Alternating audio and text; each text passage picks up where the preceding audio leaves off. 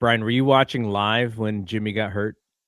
I was like 10 minutes behind, but I saw someone say something in the Discord, and then like I got scared, and so I was kind of watching with my eyes covered for the next 10 minutes, and then it happened. Pods pass. I was Nothing, I mean, it's watching. nothing new though. They've been kind of doing that with Jimmy since he got there, right? Kind of like he gets front the defender, and then they throw it high, and he just plays like wide receiver and Yeah. catches it and goes up. They do it a lot. So I was even further behind than you. I was like a half an hour behind. And so every time he got the ball, I was just, oh my gosh, it's going to happen here. And it didn't because it didn't happen until early in the third quarter. But what I was watching, I was like, this man jumps up in the air and lands on one leg a lot. Just watching him generally. Now he's a super freak of an athlete. Like you said, he'd have been like the best wide receiver in the history of the NFL if he wanted to play football instead of basketball. But oh my gosh, it's just watching and trying to predict and then seeing how it actually happened and seeing him grab his knee when he went down was excruciating to watch. And unfortunate for him, unfortunate for Warriors fans, because without Jimmy, what you thought was left of the possibility of this current run kind of goes out the window, and they already have to change up a plan in which they kind of pushed off last year. Like last year, they were maybe similar to the Warriors this year without Jimmy, maybe even worse, but they did have Wiggs, but they were a 500 team. And that is, I mean, is that kind of what you predict them to be without Butler, or do you think they're actually worse than a 500 team? Hmm. I almost wonder if last year goes on farther that they would have been below a 500 team. Like it was pretty rough to watch before Jimmy got there. They had to make the emergency move to get Schroeder because it really wasn't working, and then that really wasn't working. Like I think they would have finished below 500 if the year kept playing out with no Jimmy. Um, maybe this year it might stay 500 if guys. I mean, this is just a 2-game sample size, and I know they kind of got whooped by Toronto, but it kind of seems like you got, of course, the guy's been terrible all year, but the moment his best bud goes down, he kind of becomes playoff Buddy again. Literally, the Yeah. moment that Jimmy Butler goes down, I think Buddy Hield has missed 1 3-pointer and it's taken like 12 since Jimmy went down. Um, I just wonder if Pods another year of Pods, if he gets more confident and he has the ball in his hands more. But I don't want to, it's kind of all with the idea that Kuminga is getting minutes and playing too, which I know that history tells us that Kerr's gonna even last night when Kuminga was making shots. Like, did you watch kind of his run there in the third quarter? Even It's some of those fun. shots, it was fun. Even some of those shots that he was taking, like those are still some of the shots that Kerr gets pissed off at when they don't go in. Some of those were prayers, and and so I just, even though it was a good stint, I worry that maybe it's just a little bit of quote unquote beginner's luck, just having been on the bench for so long, and just maybe teams forgot how to guard you a little bit. But some of those shots that he was putting up, I feel like he misses a lot, and those are the ones that get him on the bench because he stops the ball, he takes it himself, and he just throws it up. And he was getting foul calls last night that he never really gets either. Don't want to hate on the kid's game because I thought he ended with a good stat line and it gives you a little bit of hope, but I think I'm just a little pessimistic now. Him being on our team for 5 years now and just seeing what the inevitability is. Let's come back to Kuminga at the end, because the way that I want to look at this is the problem is that we have no idea what the possibilities are as far as what they can do trade wise. And I think the main reason is because if you're another team and you just saw the Warriors lose Jimmy, doesn't that make them even more desperate? And I think that was part of Dunleavy's his media the other day. Was he was trying to seem calm, and he was trying to seem like, yeah, this sucks, but we're not going to just give everyone away or give all the picks away, and for this run. Like, and I think that's how he has to play it, because if he looks desperate, everybody's possible trade offers with the Warriors, they just added a number one draft or a first round draft pick. So I think we'll look at it at right now as these are the guys that they're going with, and how do they stay in the playoff hunt, and should they stay in the playoff hunt? I don't know if it's necessarily the right thing to fall out of the playoffs and fall into the lottery with, at what are we looking at as far as Steph's career? He's going to be 38. He still made All-Star team. He's starter in the All-Star team. His Mhm. is very solid. I think he's aged much better than anybody ever thought, and you're just kind I of think that's an understatement too, you and you're know? waiting for it to fall off, but we haven't seen it yet, so we cannot predict that that's gonna happen. And do you really wanna give that away? Do you wanna give a season like that away? Or is it just you can't control it? It's just gonna happen no matter what, the way that things work. So, let's look at it for who they have, because I have a few options that they can go with, and then we can talk about whether or not we like them.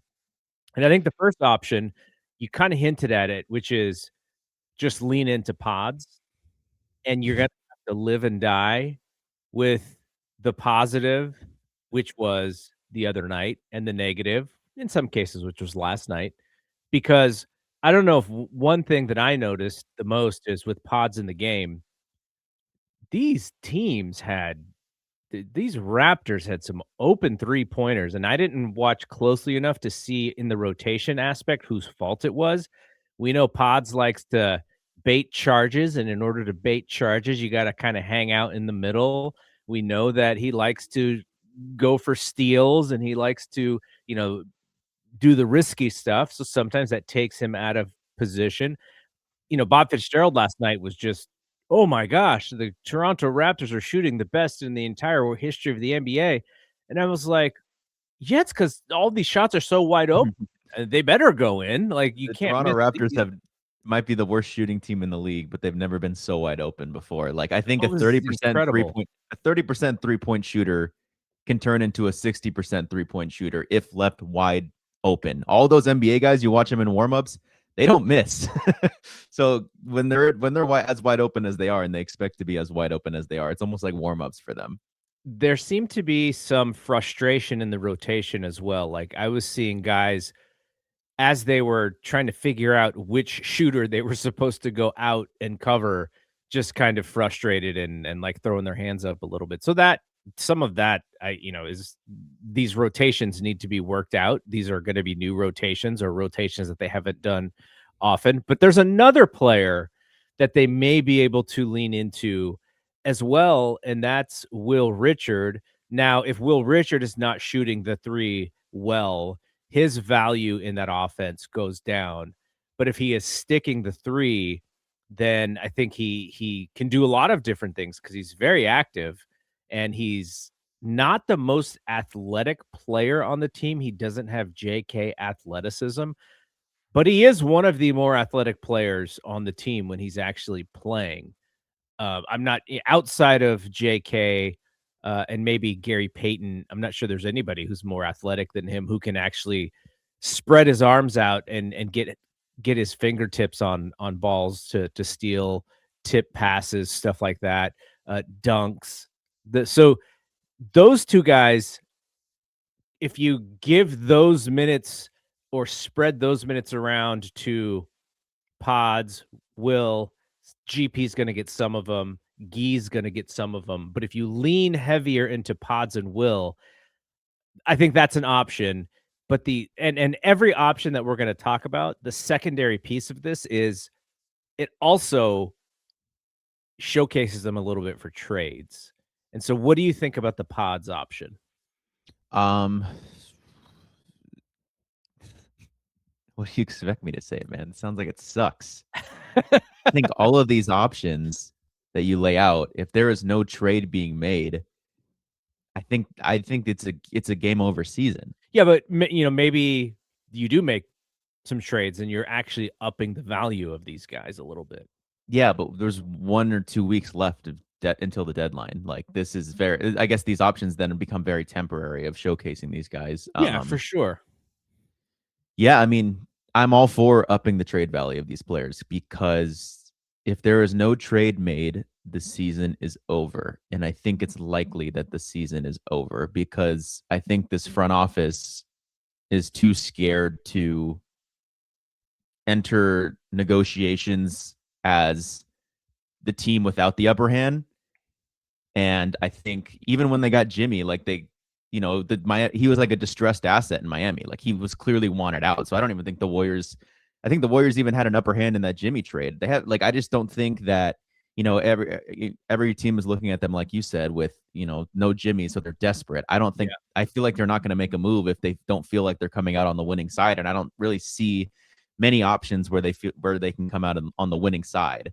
Of course, I want star players, but in their mind, if they have to give up 2 to 3 first round picks in the non-Steph era to get those players, I don't think they do it. So I kind of feel like this is a throwaway season, which is such a disappointment because, yeah, like Steph's still playing at this level that they thought he wouldn't be playing at after what in 2021. They thought he wouldn't be playing like the way he is now in 2025 or 2026 we're in, and he's still playing like this. So it's definitely a disappointment that, they didn't capitalize on it then. And as every year passes by, they're less likely to capitalize on it. So sorry if you get hear scratching my dogs in this room, but yeah, just I feel like the Jimmy timing stuff, it could have been worse. Imagine if they had made the trade to get Michael Porter Jr. with Kuminga and Buddy and 2 first round picks, and then Jimmy goes down, like that would have probably been worst case scenario. But it's still like even like the storytelling of like they've been trying to get that Miami Heat win for Jimmy. Like they've played the Miami Heat 2 times now, and I want to say maybe Steph missed the first one, and on the second one they just kind of sat everyone. And this is the 3rd time they've played the Miami Heat, trying to get a win for Jimmy. And Jimmy like came out firing, man. That guy, I thought he was going to end up with 30 plus points by the end of the game, and then that happens in the finally they get the win over Miami, but at what cost? So I mean, I don't know. Like I think I don't really know here. I think that already looking at what they did to Toronto, like Toronto, you could tell that the wingspan was overwhelming them and the size of the Toronto players were overwhelming them. But look immediately at their starting lineup at what they did once Jimmy went down. It was, a guy we trust with the ball in his hands to put the ball on the floor goes out. So we have to replace him with Brandon Pajemski. You replace a power forward with a shooting guard. And so that's already like giving up so much size. And they don't trust anyone else to do that. Like even like they don't like Kuminga kind of reads as someone who might be able to do that, but they've kind of historically never trusted him to do that. So they obviously want at least 3 guys out there in the starting lineup who could put the ball on the floor, and it's Steph, Dre, and Pods in this case, but it was Jimmy, and so that's kind of how they've always done it. Is they want someone who could put and I agree with them. Like when you have Moses and Post out there who aren't like pretty stationary. And I feel like Post has actually been getting into some Draymond actions where he gets the ball in the short roll and then has to make a decision. Like he's doing all right considering how he's done in the past, but still like only. And then Draymond keeps wide open corners. Like how many shots did Draymond miss to start that game, man? It was like he was 4. really bad last night. Really bad. And Scotty is just like, please, man, just please shoot the damn ball. I was just waiting for Scotty to be guarding Draymond and to be so disrespectful and like see somebody who's in the front row who's got some popcorn and just like go get some popcorn from their thing while Draymond was shooting. Like that's what I was waiting for. He disrespected him last game too. The time turned around completely. He turned around. Yeah. Then Draymond pointed at him, and then the Warriors still blow that game. But yeah, man, this Toronto team, it's a lot more bothersome against this Warriors team when they go even smaller, when they have to take out Jimmy and put in Pajemski for that replacement. And similar to Portland, they just got their number. Yeah. So okay, here's the other option. The other option is you lean into the guys that you brought on this team to chase the playoffs. And DeAnthony Melton's minutes go up. Maybe he doesn't play every back-to-back, but he plays more back-to-backs. Instead of his 20 some odd minutes that he plays, maybe you bump it up to like high 20s. You fill in the rest of his minutes with Gary and Guy, and you put the Steve Kerr All-Stars into the lineup and give them more responsibility, and you just exhaust yourself by trying to win each and every game to make that top 6 in the playoffs. Because there are teams, like if you wanted to look at it that way, you look at the Lakers, you look at the Suns, they don't seem like you can't get them, right?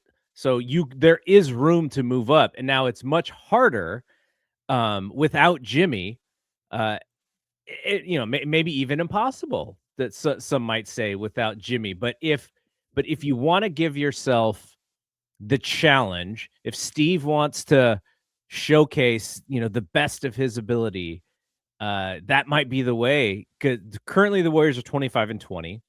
The Lakers are the 5 seed at 26-16. The Suns are 27-17. The T-Wolves are 27-17. You got to imagine the Timberwolves jump over the Lakers and the Suns. So the Warriors would be trying to get that Lakers or Suns spot for the top 6.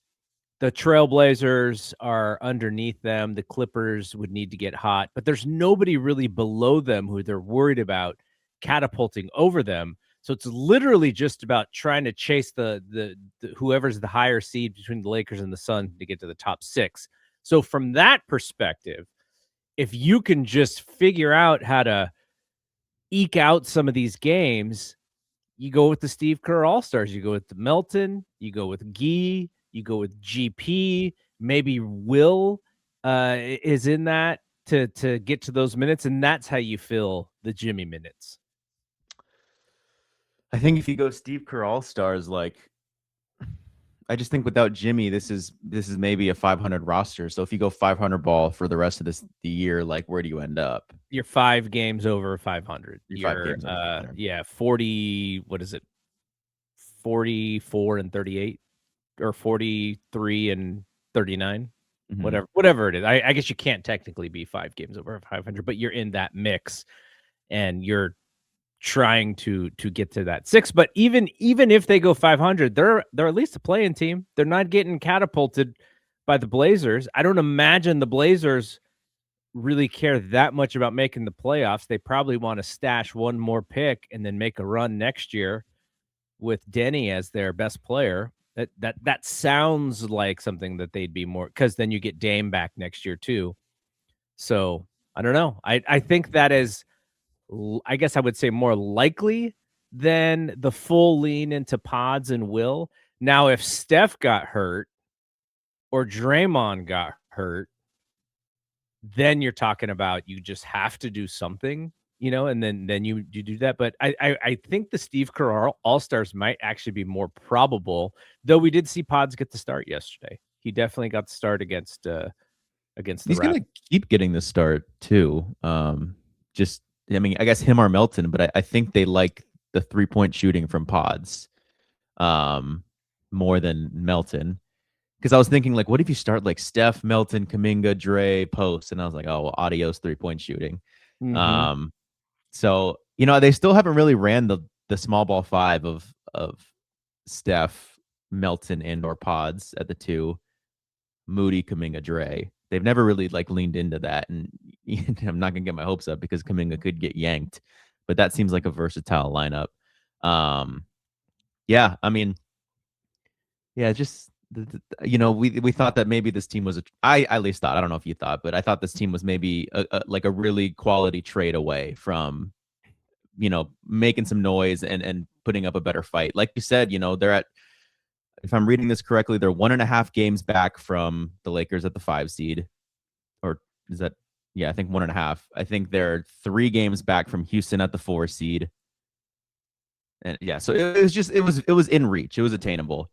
And they have had a long home stretch, and that could be a little misleading of how good maybe they were, because role players play better at home. And maybe once they go on this 4-game road trip, you kind of lose some of the Moody stuff that's been going well. And I don't know, just I thought that they were maybe one quality trade away. Jimmy goes down, that completely blows everything up. They have to be able to get in a player of Jimmy's relative caliber in a trade for Jimmy. I don't see how really that happens unless Giannis says tomorrow that I want to go to Golden State. And I think you needed to get something quality for Kuminga. And that those two, what seemed like pretty improbable by getting something quality with Kuminga, now seems even more improbable with trying to do that twice with Kuminga and Jimmy. If it happens, Mike Dunleavy is the greatest GM of all time. All right, now the Kuminga piece of this. Let's circle back to Kuminga. Another option is to showcase Kuminga.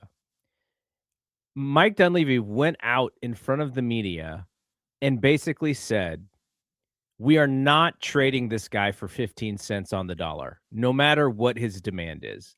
I know some people took that to mean that, His node about man. Kuminga's trade value, and how, no one can trade anybody with the value being that low. It was more so that we believe his value is higher, and we're not going to trade him when his value is at the lowest, no matter what his demand and what his agent's demands are. We're not going to do it now. The leverage is not there for us. That's more what that statement meant. I know people were trying to make it as a diss and everything, and in some ways it was a diss, but it was It more of looks way worse on paper than how he said it. but it's more like people so adamantly hate Kuminga's agent, and I think rightfully so, if all you're looking at is what he tweets. And so they want to find a bad guy. Who's the boogeyman in this situation? Well, it's easy to blame Kuminga's agent. And I think some people definitely rightly put some of that blame on Steve Kerr because of his unwillingness to play JK. Some of it is on JK. Like JK, I know Draymond and Steph, and they say he's a good guy. Great. He Nice. also has got to be a professional. He also has to figure out, how do I need to do the things that will get me playing time, because my trade value is in the tank, and me talking the team out of playing me in Oklahoma City, that does not look good to other teams. Maybe he did have a little twinge in his back, No but way. but he's a young guy and he's had back injuries before. It's just the timing of that was not great. The PR around that was not great. So some of this is on JK. However, if you're looking at JK as purely a contract, I think they need to play him. And it's not going to be consistent. He's not going to have every game like last night. There are going to be some games where he's inconsistent and Kerr will pull him. That's just been the history. Like, I don't think we need to re-debate this. If you look on our YouTube channel, there's several videos saying, why won't play JK, going back several years since the beginning of this podcast. But I do think that they need to get him in the game because he changes the speed of that team, and you can see the bench get behind him. They want so badly for this dude to succeed, and it just raises the energy on the team. And I would love to see Steve do some more coaching with him. Like, you can't pull the guy aside every time there's a dead ball and tell him what to do. Like, just temperamentally, it's not great to do that to anybody. But there are opportunities there to where, hey, if JK's not doing something wrong or not doing something right, he shouldn't have to guess whether he's doing the right thing or the wrong thing. The coach is right there. Draymond's right there. Steph is right there. There are opportunities to coach him on the court too. Because it's not like other guys aren't holding the basketball. Like, how often have you seen a Quentin Post very premeditated post move and the ball gets stolen, or he shoots it wide, or you can see he's a young guy too, and he's trying to do some things for his own game that don't really fit in the rhythm of the offense, and he may be getting pulled in some of those cases, but you don't see him kind of being on Steve Kerr's bad side like JK has been. So I think they need to play him. I think they need to give him 15 to 20 minutes a game to see what he can do, because if he shows that he is helping that team when they are in need, I think that ups his trade value even to somebody like the Kings. But if they don't play him and they are basing this upcoming trade deadline on whether or not his current value is going to get the job done, we know that it's not. So then they look like the bad guy and a team unwilling to do what it takes to get Steph the right players. So there's this interesting rock and hard place scenario with the Warriors. And I think the right thing to do is to play JK, because if JK doesn't play well, then you have it out there that says, hey, we wanted him to do well. He didn't play well. His trade value has tanked. It's not only our fault. And I think that would be the right thing. Yeah, I agree with what you said. I felt like I had a similar opinion to start the season, that it was clear they were going to trade him at the deadline and that they should feature him in the lineup so that he has trade value at the deadline. And they yanked him. But I get that, maybe there was more opportunity to win and you needed to do what you could to win because you had Jimmy and Steph healthy. And, Kuminga maybe was taking away from that in Kerr's eyes. So then he sat him. So I guess there is more opportunity now because it kind of feels like house money to give him some run so that he gets trade value. I don't know. I mean, I agree with you. I just try to stay in like the Kerr, like try to guess how he's thinking based on, what he's shown us in the past. And if he goes, I think what's most likely is what you said, Kerr All-Stars. Guess who's not a Kerr All-Star? JK. JK is, has never ever been a Kerr All-Star. So, you know, um, if he does go that route, I mean, what was he basically almost kind of felt like a give up lineup with the lineup that brought them back. There was no Gee, no Pods, no Steph, no Draymond. It was like Kuminga and like Melton. So he yeah, I don't know. Think yeah, they should give him the opportunity and they should feature him so he gets up to trade value, but I just feel like I can't. I just I'm waiting for what the coach does.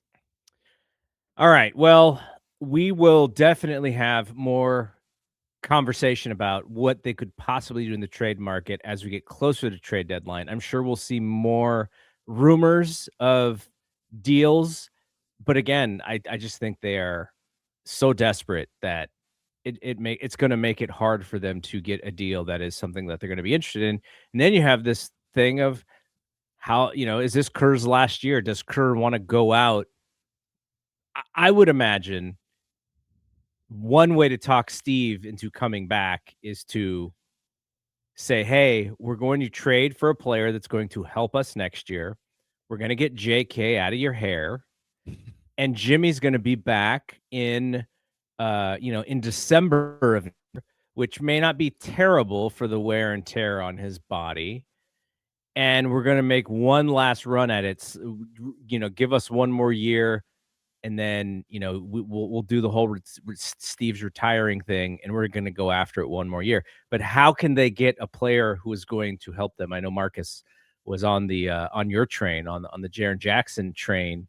What would it take to get him? That is, I would have no idea. And Yeah, how do you do it without using Jimmy's contract? So that would be another hard thing. So yeah. I yeah. mean, you could do it with just Kuminga and Buddy. Like I did the math earlier in the season, and because what Marcus was saying is, I think he's only making like 38 right Mm-hmm. now, but next year he starts to make 50 something. So I think mathematically you pull it off with Jimmy and I mean, not Jimmy, with Kuminga and Buddy. But next year, when he gets into the 50s, and then you have Steph at 50, Jimmy at 50, Jaren at 50, then surely you're above that second apron, like with all the other contracts. Then, so I think Marcus was saying you trade Jimmy for Jaren so that you have 50 off the books when Jaren hits 50 next season. Um, what my plan was essentially like, this is just a total one season rental, and then it becomes a nightmare next season, but just figure it out for this season. What Marcus is saying is almost like Jaren's kind of your next guy. Um, I don't know. It feels like what could have been a pretty pretty player movement deadline kind of feels like it's calmed down a little bit with Trey going, and then it was like, oh shoot, so Trey's value is insanely low. That might set the standard for what the market's going to look like. Ja looks like he's going to get traded for pennies, and now it looks like Memphis isn't going to trade Ja. Michael Porter Jr., Trey Murphy, Zion, even Giannis, Jaren. Like it felt like this could have been a pretty popular deadline. Now it feels like, and this stuff changes day by day, but it kind of feels like it's going to be pretty muted.